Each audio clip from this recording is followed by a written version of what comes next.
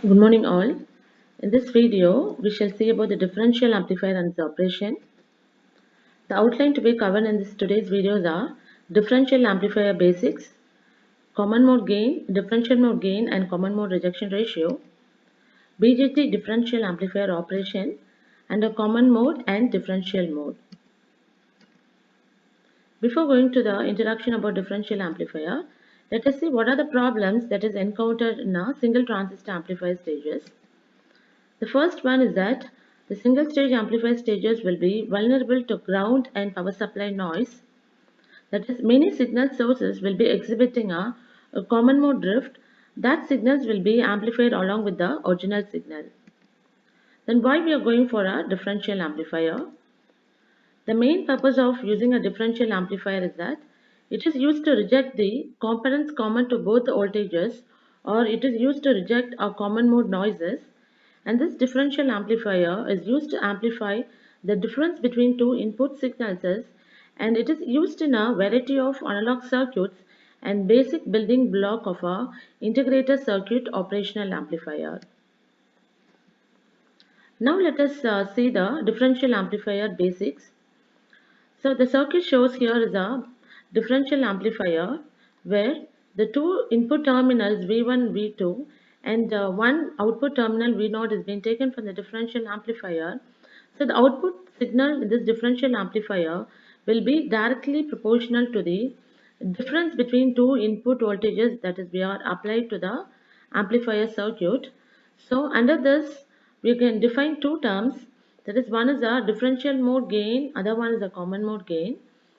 See, differential mode gain we have if suppose the applied input terminal voltages, that is V1 is not equal to V2, then my output will be a non-zero voltage level. So in such cases we can define an ideal differential amplifier will be depending on the voltage difference between the two input terminals.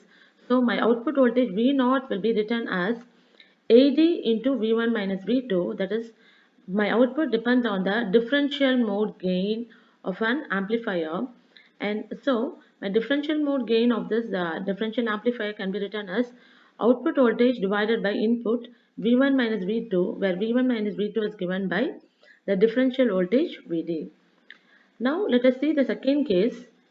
If you are going to apply a same signal, that is if V1 is equal to V2, then an ideal case the output voltage is 0, and we can exhibit a term called as a common mode gain, ACM. So the practical differential amplifier will be depending on VCM, but practically will not get a 0 voltage at the output because it is going to depend on the voltage that is called as VCM. So what is a VCM? VCM is nothing but it's called as a common mode signal, that is it is nothing but the average level of two input signals, and it is given by the formula VCM is equal to V1 plus V2 divided by 2. So from this equation it is clear that even when my input signal V1 is equal to V2, in ideal case the output is 0, but practically we'll be getting some output voltage that depends on the common mode signal, that is nothing but average of two input signals. So the total output voltage of a differential amplifier can be expressed as V0 is equal to AD VD plus ACM into VCM. So this equation will be obtained by applying a superposition to the differential amplifier circuit. Okay, now we'll define a term called as a common mode rejection ratio. So what I call by a CMRR, the ability of a differential amplifier to reject a common mode signal is called as a common mode rejection ratio, and it is defined as the ratio of differential mode gain to common voltage gain. That is CMRR is given by AD divided by AC, and if you want to express this common mode rejection ratio in terms of decibel, we have to take 20 log of this AD divided by AC. Now let us see the basic operation of a BJT differential amplifier. Here the diagram shows a differential amplifier where here we are using a two identical transistors Q1 and Q2. An emitter of these two transistors has been connected together, and they are being biased by a constant currents that is given by IQ, and that is connected to the negative supply voltage V minus, and at the same time the collector of both the transistors are being connected to a through a resistor RC, and it has been connected to a positive of the supply V plus. And the use of this positive and negative bias voltages in this differential amplifiers will avoid the need of coupling capacitor and voltage divider bias resistors at the input of my Q1 and Q2. Okay, and in absence of the input signals, in absence of the input signal, where VB1 and VB2 are the two input signals which are going to apply to the base of both the transistors. So in case if the absence of the input signal, this transistor Q1 and Q2 are still biased in the active region by means of this constant current source IQ, and this circuit is also referred as a DC coupled differential amplifier. That is, even the difference between input voltages can also be amplified. Okay, now let us see the modes of operation of a differential amplifier. Here we have two modes of operation. One is differential mode operation. Here the diagram shows a differential mode operation. So where we are going to apply two input signals with the same magnitude, and out of phase signals are applied to the base of both the transistors. So the voltage at the base of a transistor Q1 and Q2 are not equal in the case of the differential mode operations. And so if suppose both the voltages are different, that is we are going to apply voltages with same magnitude and out of phase. So here the signal given to the base of the transistor Q1 will be a positive going signal, and the voltage that is applied to the transistor Q2 will be a negative going signal. So because since a positive signal is applied to the base of the transistor Q1, the VB1 of the transistor Q1 will be increases. At the same time, the voltage VB2 voltage of the transistor will decreases, which in turns this increase of this VB1 will cause a increase of my current del I above my quiescent value, and the decrease of the VB2 will produce a decrease of the current flow, that is minus del F, below the quiescent value. So the current flows to the collector of my differential amplifier will be given as IQ by 2 plus del I. So since we are applying a positive signal, we are getting an increase in del I value, and since we are applying a negative voltage here, we are getting a decrease in the current of del I.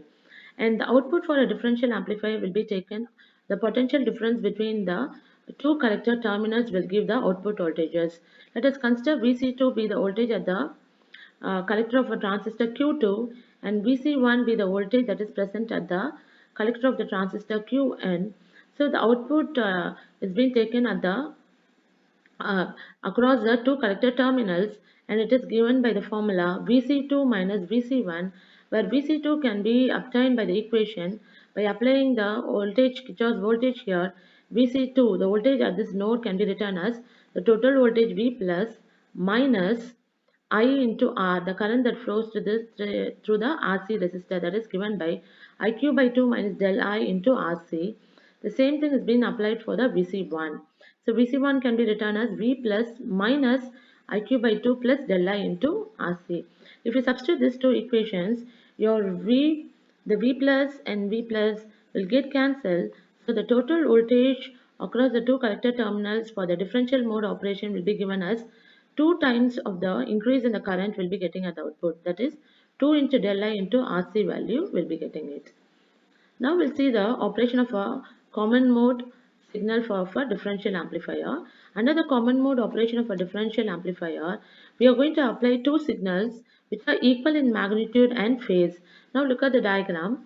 So our same signal is being applied to the base of both the transistors. It has been connected. Since we are going to apply the same signal, the current that flows through the collector of the transistor will remain the same, and the same current will be flowing through the emitter of both the transistors, and which is combining to give a total current source, that is IQ can be written as IQ plus by 2 plus IQ plus 2. Okay, that will give the total constant current source here. So in this case, the voltage at the collector of both the transistors can be written as Vc2 will be given by V plus minus IQ by 2 into RC, and Vc1 is also written as V plus minus IQ divided by RC. So if we take the subtraction, if we take the output voltage across these two terminals, so according to the ideal case of a common mode operation, the output, the difference between the Vc1 and Vc2 will be 0 for the common mode signal. Thank you.